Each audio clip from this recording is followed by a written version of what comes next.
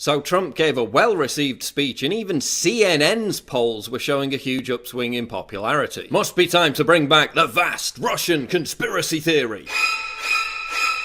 Jeff Sessions spoke with the Russian ambassador Sergei Kislyak, which was part of his job as a member of the Senate Armed Services Committee. The shock, the horror.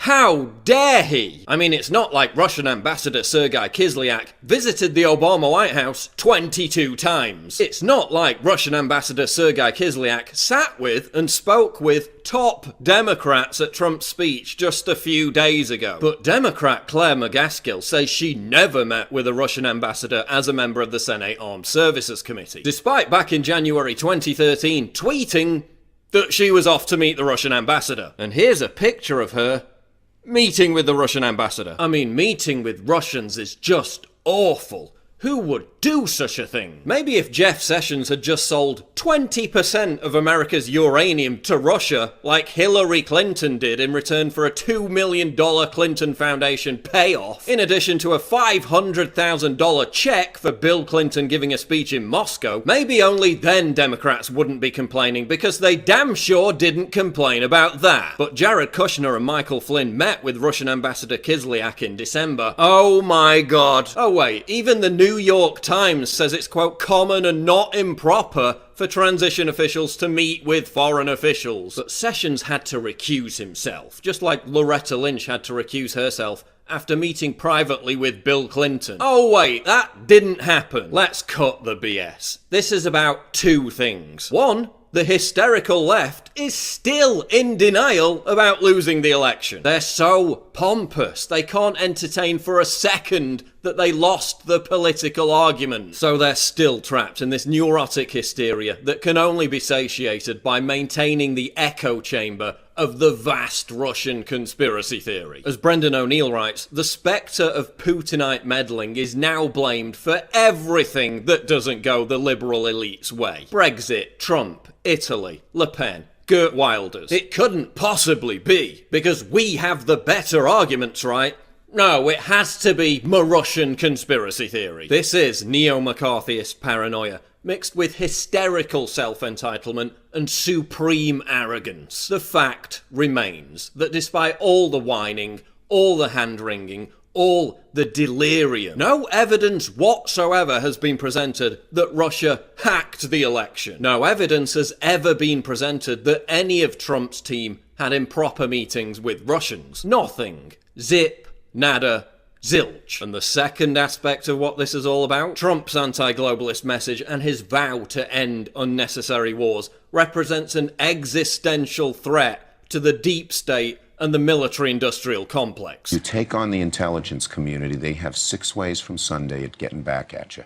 So even for a practical, supposedly hard-nosed businessman, he's being really dumb to do this. That's why partisan intelligence agents keep leaking information.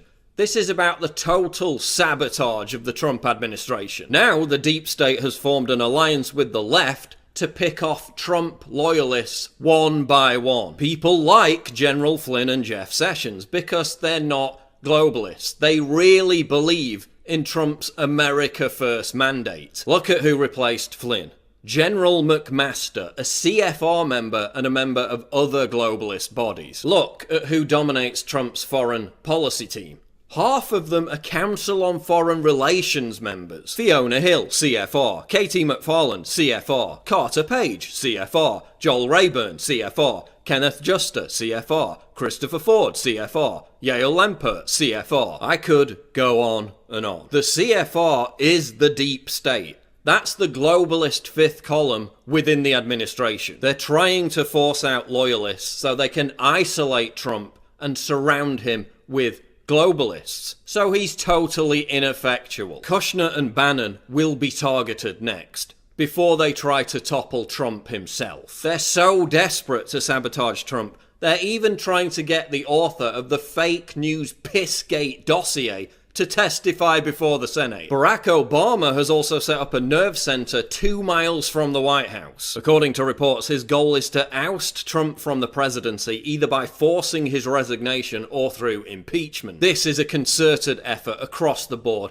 to delegitimize, sabotage, and eventually overthrow the Trump administration. How can Trump counter this? Well, for one, his administration can stop caving and apologizing to deep state bullies and contrived leftist hysteria. Stop treating sellout Republicans and rhinos like John McCain and Marco Rubio with any respect. They don't deserve it. The establishment GOP only knows about apologizing and losing. They have no power. And stop even acknowledging contrived controversies whipped up by the biased fake news media. They're widely hated and their credibility is in the toilet. Polls show that more Americans trust Trump. And above all, purge your administration of this globalist fifth column. There can be no compromise. These people literally want to overthrow a democratically elected government. They don't have the moral high ground. You